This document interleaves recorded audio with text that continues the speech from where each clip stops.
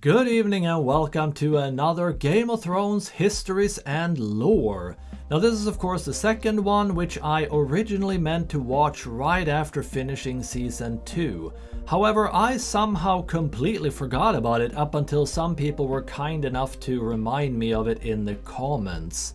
But we're fixing that tonight anyway, so without further ado, I'm gonna stop talking and jump right into this. And we are starting with a Greyjoy rebellion. Aegon and his dragons burned Harren the Black and all his sons at Harrenhal. The days when men feared the sight of our longships were over. That's actually something I've been very curious about. With Harren died our empire, and the old way they forged it. But what is dead may never die. And this also doesn't have subtitles. That might prove it difficult to keep up. I hope I don't miss anything too significant. Robert's victory was now all but assured. Robert and Lord Eddard Stark led the main assault against the island of Pike. I really like the art style of this too. Was killed when the siege engines brought down a tower on his head. I Damn. was now my father's only living son. And he still gave him up. I'm really curious about that part. As my father said to me then, no man has ever died from bending his knee. He who kneels may rise again, blade in hand. He who will not kneel stays dead. That's a good point, I suppose. His last son and heir shipped off to Winterfell as an honoured guest. And if my father rebelled again... That is a weird... Oh, yeah, I guess it's not that weird because he won't have any heirs except for the sister. Like, why would you want Theon? But I guess it's to control the bloodline, sort of. On the shores of the God's Eye, due north of the Isle of Faces, rises a monument to arrogance and cruelty. Harrenhal. This should be interesting too, actually. For a people who prided themselves on their ships, the Iron Men of old seized any chance to leave them, and carved out a vast kingdom from the peaceful river lords. I think Harrenhal is a pretty cool place. It doesn't look so cheerful, but I'm still curious about its history. King Harren enslaved the Riverlands to raise the mightiest fortress Westeros had ever seen. A castle that could garrison 1 million men. I love castles just in general. It's really a shame we don't have them much anymore. Or don't build them anymore. But the very day the slaves laid the last stone, Aegon Targaryen and his sisters arrived in the south. Harren laughed and shut the gates. Harrenhal would have its first test, and an easy one at that. But against dragons, though. It failed. Yeah. I mean, come on. Harren learned that the tallest and thickest walls meant little to dragons. For dragons fly. Yeah, I mean, that seems kinda obvious. House Tully then raised the River Lords in rebellion against the Iron Oh, Islands. Tully. And with Aegon, we flushed the Iron Men to the sea. But Harrenhal seemed such a magnificent prize that Aegon gave it to one of his commanders, whose line then withered to extinction. As would every family to hold it thereafter. Okay, so it's almost like a little curse thing going on? The voices drop to whispers about the ghosts of Black Harren and his sons who still walk the castle at night, all aflame. Okay, yeah, so it is kinda considered haunted. Harrenhal is a prize. A nigh impregnable castle with enough land and enough income to make a man, at a stroke, one of the greatest lords in Westeros. Yeah, I'm not a big fan of Littlefinger getting that position. If he'll ever get to claim it, I don't know how that's gonna go. You must repair it and maintain it. Even stretched to the ends of your means, you cannot fill and manage the whole castle. You close the hall of 100 hearths and take your meals in your rooms. Even then, you can't shake the feeling of desolation. That Harrenhal and its vastness is devouring you. Okay, so it's kind of unrealistic to maintain it? Because it's too big? House Greyjoy. These are so short. I almost wish they were longer, like each segment, but I guess there's a lot of them, so... We call ourselves the Ironborn, and we are warriors feared throughout the 7 kingdoms. Or so we used to be. We raised our kings from our own ranks, and used beaten foes as thralls to work our mines and farm our land. Or as salt wives, if a woman was pretty enough. Salt wives. That was like the mistresses on the side, right? When Aegon came demanding fealty, King Harren the Black ruled as far east as the Trident. In Harrenhal, he had the mightiest castle in Westeros, and the army to defend it. But Aegon did not intend a siege. He mounted his dragon and roasted Harren and all his sons in their tower, and the Old Way with them. We trace our descent from the Age of Heroes and the legendary Grey King, who took a mermaid to wife and made war upon the Storm God for 1,000 years. A mermaid? I wonder if that's just a legend or if there are actually mermaids. For 300 years, House Greyjoy ruled the Ironborn. We styled ourselves Lord of the Iron Islands, King of Sultan Rock, and our Lord Father, Balon Greyjoy, rose against the new king, Robert Baratheon. Though Robert and Eddard Stark would later defeat him, they understood us no better than Aegon. The Greyjoy sigil is the Kraken. Oh, is that what that illustration was? Maybe the tentacles? What is dead may never die, but rises again, harder and stronger. Yeah. Oh, another great... Oh, right, yeah, they have different people telling these. And we have ads. Though Robert had risked all our lives to win it, the Iron Throne bored him. I don't have an ad blocker on this, unfortunately, so I have to deal with those. The Iron Islands have never lacked for treachery. They respect only strength, and honor is as foreign to them as the Seven. Great Wick, Old Wick. There's a lot of these places I don't know. Wyke, maybe it was, I don't know. Lord Balon declared the Iron Islands independent, and sent his Iron Fleet to Lannisport. Lord Tywin Lannister was careless, and the Ironborn caught and burnt his ships at anchor. As sailors and warriors, the Ironborn are unparalleled. But they're not soldiers. They have no discipline, no strategy, no unity. In a battle, each man fights only for his own glory, and their longships are built for lightning strikes and shore raids. Yeah, they remind me a lot of the Vikings, actually. I wonder if that was like what the inspiration was. The strength of the Ironborn is in their ships. With the Iron Fleet broken, I had assured Robert's victory. I've never seen such allegiance as Robert could inspire in war. Enemies who tried to kill him one day would be drinking with him the next under their own fallen banners. He was certainly very charismatic. I really do miss him. I was so surprised that he died as soon as he did. But that goes for Ned Stark too, of course. Sir Barristan Selmy of the King's Guard led the assault on Old Wick, while I subdued Great Wick, the largest of the Iron Islands. But Robert saved the seat of House Greyjoy, Pike, for himself and Lord Eddard. If I'd have led the assault, Balon's neck would have bent, under his sword. Because I do not forget, I do not pardon. His time will come. All their times will come. Okay, and more about the drowned god too. This is an interesting episode. Since the Dawn Age, the Ironborn have followed the drowned god, who plucked fire from the sea and made us to reave and sack and carve our names in blood and song. Is that the Kraken? When the Andals landed on the Iron Islands, they found a god who was father, warrior, and stranger. His priests are the drowned men, who are clothed and armed by the sea itself. They consecrate us to the drowned god through Hope you don't have to actually drown rite, to become a priest of the drowning. religion. But it's probably just symbolic, like with Theon. When an Ironborn falls, we say the drowned god needed a strong oarsman and took him below to feast in the god's watery halls, attended by mermaids. It's said my legendary ancestor, the Grey King, waged war upon the storm god for 1,000 years. With the drowned god's help, he slew the great sea dragon Naga and used her bones for his hall. Sea dragon. I wonder if that's a thing. We do not fear the storm god's winds or his waves, but you should, for they bring us to you.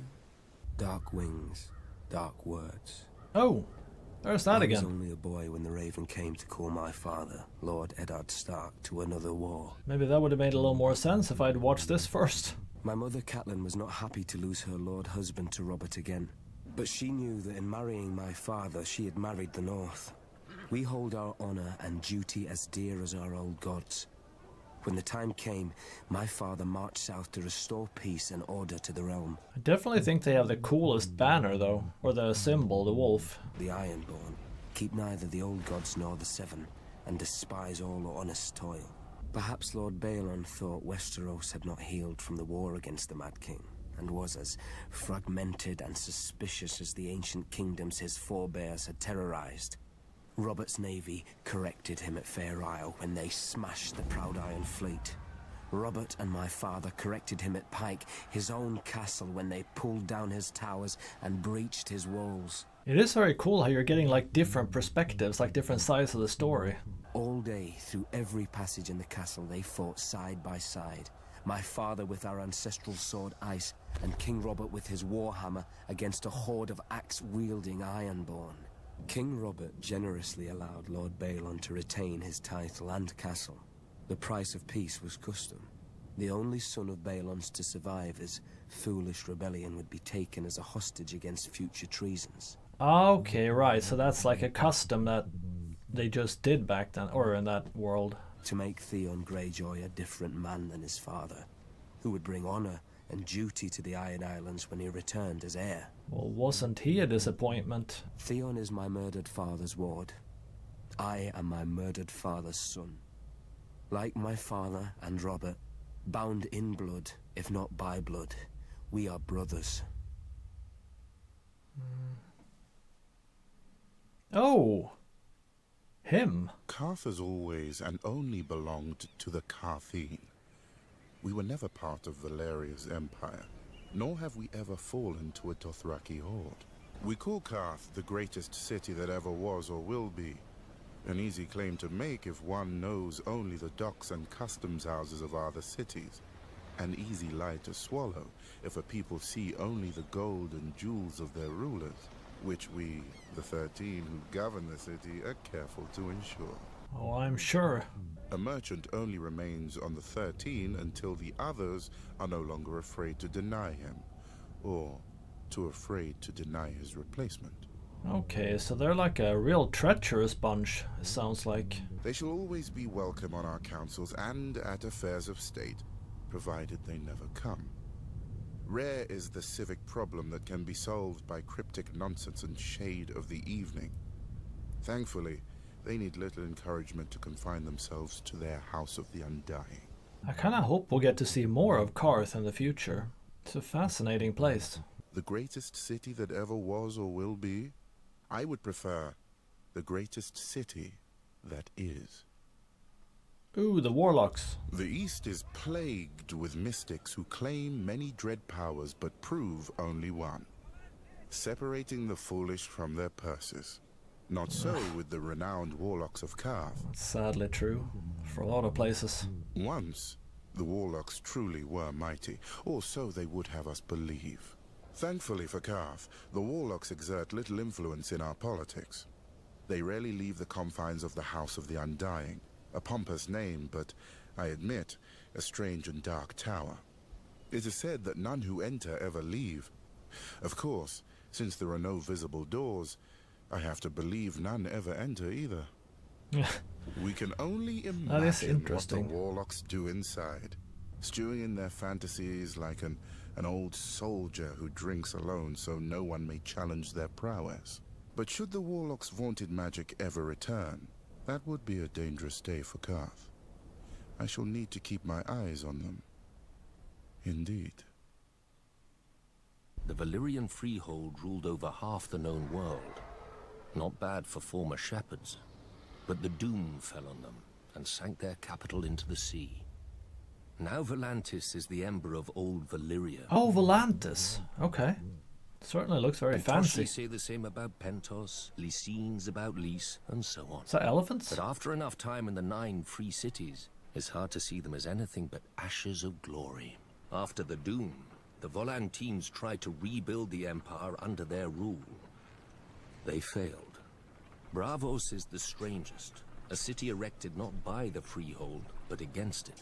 The city emerged from the shadows to become one of the greatest banking centers in the world. Oh, banking? I thought it was like more of a fencing center, considering the first sword was from there. Lys is the easiest of the free cities, full of pleasure houses catering to every taste, no matter how peculiar. Almost looks a bit like Jorah. On the new year, to bring good fortune to Pentos, this prince must deflower the maid of the field and the maid of the seas. But if a crop should fail or a war be lost, the Magisters will slit the prince's throat and choose another. Oh, it's his fault, okay. I'm sure Lorath had something to the world, but I can't think of it. Lorath. Who was a Lorathian? I know I've heard that at some point. Better men than I have learned that what a man sells for gold, he can never buy back. He must earn it. By fire and blood. My brother Robert Baratheon had raised the banners of Storm's End, our ancestral castle, against the mad King Aerys. Jon Arryn of the Vale and Eddard Stark of the North stood with him, and Hoster Tully of the Riverlands would join. Early in the war, Mace Tyrell's indecisive victory at Ashford cut Robert off from Storm's End. What is that banner? A flower? Oh, is that the Loras Tyrell? The Flower Knight people? We were locked in Storm's End to starve, but Robert commanded me to hold the castle no matter the cost. While Robert smashed Rhaegar on the Trident, my men ate the dogs, because the horses had already been devoured. Oh, they literally meant eat the dogs. If the smuggler Davos had not I slipped thought through the dogs were Tyrell some kind of blockade people. with his onions, we'd have eaten our own dead. Oh, right, the onion thing. Until Lord Eddard remembered us and marched to lift the siege. I was sent to the Royal Island stronghold of Dragonstone to deal with Viserys and Daenerys, the last surviving Targaryen children. Before I arrived, however, they escaped across the narrow sea. Okay, so they were real close to killing Viserys and Daenerys then early on. Family, duty, honor. That fish looks crazy. Every Tully child learns our words. Years before, my father had taken to foster the son of a wartime friend, a minor lord on the Fingers. Ah, Littlefinger. When I came of age, Brandon Stark of Winterfell sought and won my hand. I loved him with all the fire of a first passion. Much I came to realize, as Peter loved me. He challenged Brandon to a duel. Peter survived only because I begged Brandon not to kill him. I still thought of Peter as family. Now, I wish I had let him die. Yeah, might have made a few things easier. I was to marry Eddard, Brandon's younger brother. A man whom I had never met. I spent the war by the windows waiting for a raven to hear if my son would grow up fatherless or at all. Robert won, and my husband avenged his brother and my love. But when he came home to me, he could not meet my eyes. I saw the reason by his side. Oh, that was that early on in their relationship. He brought this boy, this Jon Snow, home So they're to about the raise same age. his true-born children. I don't know if they ever said that, but I must have missed that. I kind of thought Rob was a lot older for some reason. Well, not a lot, but like at least a few years. We need to go home. The Starks are of the north, and like the snows of winter when they come south, they melt away. There's a lot about the rebellion. In King's Landing, if you leave the Red Keep and aren't careful, you may find yourself in Flea Bottom. I got out as soon as I could, finding work on a smuggler's ship. Oddly, the only honest work came from pirates, like the notorious, bloodthirsty Salador San. Oh, him! Wasn't that the dude that wants to sleep with everything that walks? Wars are not as good for smugglers as you'd think. Every harbour fills with guards and inspectors, and the seas filled with blockades and pirates paid by each side to prey on the That other. makes sense. Though I had no love for the Mad King, I figured this Robert Baratheon would end the same as the other rebel lords, burnt to ash. But he didn't. Months later, Stannis was still holding the castle. I had seen what famine does, and I thought of all those men in Storm's End who would die unmourned and forgotten. I told my wife and myself. Did he only bring onions? Or is that meat maybe too? Later that night, in the dark, in a tiny boat with a black sail, the waves finally carried me, soaked and near blind from sea water, through the mouth of the cavern beneath the castle. Then, Stannis Baratheon arrived.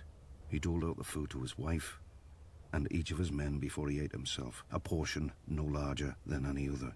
For my salvation at Storm's End, I was to be granted a knighthood, a keep of my own, and my son taken into Stannis' personal service. Yeah, look how that worked out. In one fell swoop, or 5, Stannis gave my son a future and my family a name that I could never have imagined, nor earned on my own. And so many things in this world, but never justice, until Stannis. Another one! While the Starks and Lannisters fell to the Targaryens in defeat, House Tyrell rose. Under the Targaryen dynasty, Westeros prospered. More onions, is it? This harmony is what Robert Baratheon shattered with his rebellion against Aerys Targaryen. My father, Mace Tyrell, called his banners and marched north to battle the rogue Stormlord Robert, who had already defeated 3 forces in a single day. And, at Ashford, my father won. We had cut him off from the Stormlands, the seat of his power, and he had fled north. God's Eye. Is that the lake? Or whatever it is? Our siege would succeed, eventually, at little cost of life to us. If Robert prolonged the war with minor victories, our capture of Storm's End would hasten his downfall. When the Lion finally showed his colors and purged King's Landing, we knew our cause was lost. My father chose the peaceful route and bent the knee to Robert. I hope we get more about that too eventually, like about Jaime and the Mad King, just how that happened. It didn't matter. The Reach was still the most fertile of the 7 kingdoms, and under our hand. Every flower, even the rose, needs pruning. Then it grows strong. Oh, is that a rose on their sigil or whatever, the symbol? Ah, House Tyrell. House Tyrell trace our descent to Garth Greenhand. Our words are growing strong. And under our stewardship, the Reach did just that. As did we. Until a blundering king almost cost us everything. One can only marvel that King Mern did not reconsider when he saw the living dragons against him. Yeah, I'd reconsider for sure. A lot of people thinking they can fight dragons here. King Mern paid for his misjudgment with his life and that of his ancient family. The Reach had lost its king, its ruling house, and most of its army. Is he poking that guy's butt? Harlan Tyrell had better sense. To ensure peace and life in the Reach, he would yield the castle to Aegon. He accepted Harlan's proposal and welcomed our lands into his kingdom. Aegon entitled Harlan to Highgarden and made House Tyrell his wardens of the south. Our house thus owed everything to the Targaryens. So is it any wonder we stayed true to King Aerys, even during his madness, and even after Robert Baratheon rebelled? Okay. I did not know that they were so loyal to him. If Lord Tywin Lannister had not vanquished the Mad King so suddenly, our siege would have destroyed Robert's home and his brothers, and won the war for Aerys. But when the Targaryens fell, House Tyrell again chose peace and prosperity over war and devastation, and bent the knee to King Robert Baratheon. Okay, so they're just kneeling to whoever's in charge. Dragonstone. Nobody knows why the Targaryens first came to the island of Dragonstone. Old Valyria was then at the height of its power and the center of the civilized world, which ended at the Narrow Sea. Westeros was a filthy backwater with 7 kings squabbling over borders. Is that people with shields? It looks almost like some kind of alien centipedes. The island itself was and is nothing. It had no gold or gems to lure Valyrian nobility. All it has is rock, mostly a shiny black stone, too brittle for war and too sharp for building. The Targaryens called it dragon glass. I call it useless. Is that obsidian? There's no magic in strong backs, though admittedly the castle is unlike any in Westeros. Foreign and strange. If the Targaryens ever regretted their barren outpost and longed for the comforts of home, the Doom made their folly permanent. Valyria collapsed into the waves and was no more. Though good for little else, Dragonstone was the perfect staging point for Aegon's invasion of Westeros. The Blackwater Bay granted easy access to the continent. The lands there were disputed by 3 kingdoms. The Reach, the Iron Islands, and the Stormlands. But their capitals were far enough away that none could mount a force before Aegon got a foothold. What's that say, Duskendale? Then it was too late. Aegon had chosen his first camp well, a perfect site for an invasion, and one day, his capital city, King's Landing. Robert dispatched me to deal with the last surviving Targaryen children. But before I arrived, a loyal knight smuggled them across the narrow sea to safety. Hatred for the Targaryens blinded Robert. Unjustly, I was blamed. Over the years, whenever I demanded my rights restored, Robert would remind me of the island's royal pedigree and pretend he was doing me honor. But Robert is dead, and I, Stannis Baratheon, am the rightful king. That's a crazy dragon in the back too. At least I think it's a dragon. I will be the dagger at their throat. Oh, Clegane. Honor. Alright. Glory. Lies to make idiot boys want knighthood, and idiot girls spread their legs for it. Let me tell you what makes a knight. Killing. I figured he would say that. I like these two too. They're really fast. Well, I really only like Sandor, but they're still real fascinating. Like, they're dynamic and stuff. Just as characters. My grandfather kept the kennel for Lord Titus Lannister of Casterly Rock. One day while hunting, he stumbled on a lioness. Lucky my grandfather came up with the dogs and drove the big cat away. Really? With just the dogs? My father wanted a knight in our family and thought he'd found one in Gregor, who at 13 towered over enough men that they called him the Mountain. At 13? But a mountain can't cleave a man in half with one blow, and won't break a wench's face if she talks. 1 year later, Sir Gregor chivalrously sacked the prince's city, brained the prince's baby, and raped and murdered the prince's wife, winning our family yet more honor from the new king and queen. Soon after, my father died. They say in a hunting accident. Oh, was that Gregor too? Lord Tywin is not like his father. Neither is King Joffrey. Or the likes of me would never be on the king's guard.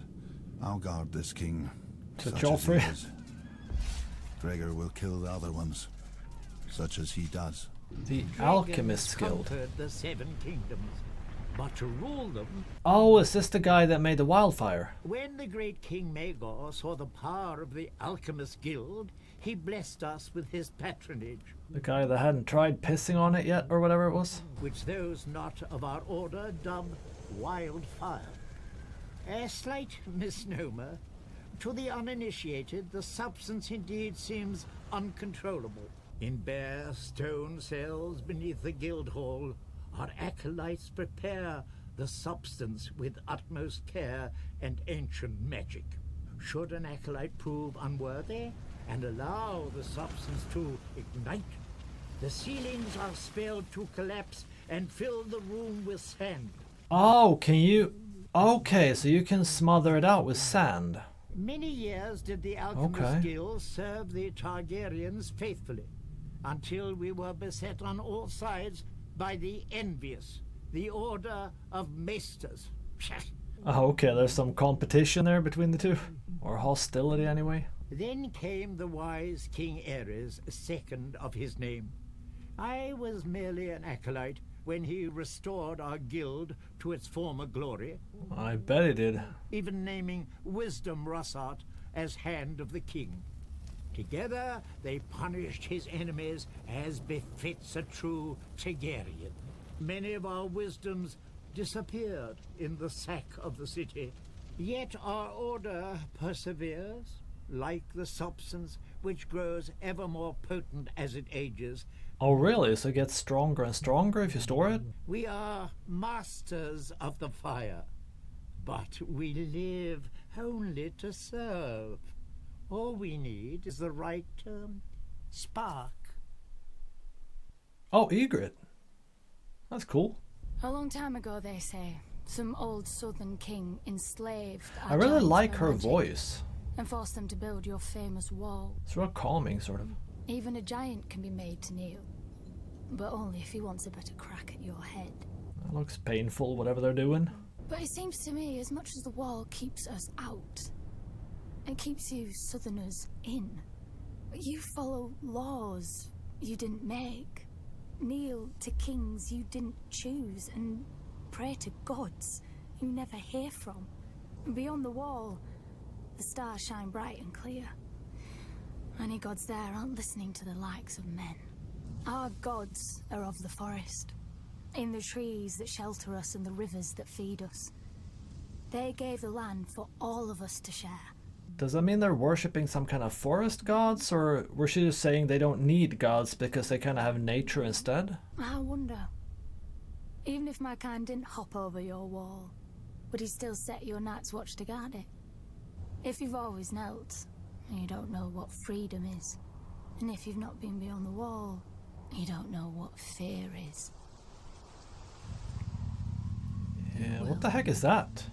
Some kind of saber-toothed tiger? Another egret. Swords in the darkness. Aye. We free folk have our stories too. About how one of your king crows found something cold in the woods, with bright blue eyes. How he brought her home, through your wall, and declared himself Night's King. Really? Someone brought one down? Lucky for you Southerners. The free folk rallied to a king beyond the wall, as we will when need be. With the help of the Starks, we killed the demon and cleansed your precious watch. And then they thanked us, and kicked us back across the wall. Oh damn, that wasn't nice.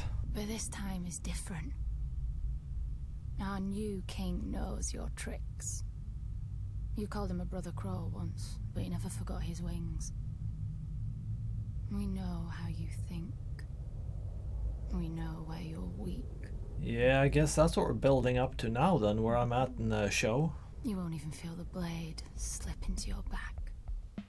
Alright, well that sure was a very interesting one. I felt like I learned a lot from that. And I can kinda see where it could have been nice to have some of that knowledge on board before going into Season 3 too. Like I might have understood a little bit of like different references and names and stuff a little bit better. But at least I know now, at least somewhat. I'm sure I might have missed some stuff because like it's hard when you do this, like it's hard to not talk over things when you're providing commentary and stuff. Like you try not to, but occasionally you'll talk over a sentence, and it's usually not an issue in the normal show because there's subtitles and I'm usually reading as I'm talking. But in this one there were no subtitles, so I probably missed a few points here and there, but keep in mind I will be watching the whole thing again at least once, like as I'm editing too, and that'll be a much more thorough watch. So whatever I might have missed, I'll definitely get all those details the second time around. But anyway, after this, I'm gonna keep watching the next episode of Game of Thrones and probably release both pretty much at the same time. I'll probably kind of edit them in parallel, but yeah, that's it for tonight. So until then, as usual, thank you so very much for watching this video. Hope to see you in the next one as well. Bye bye.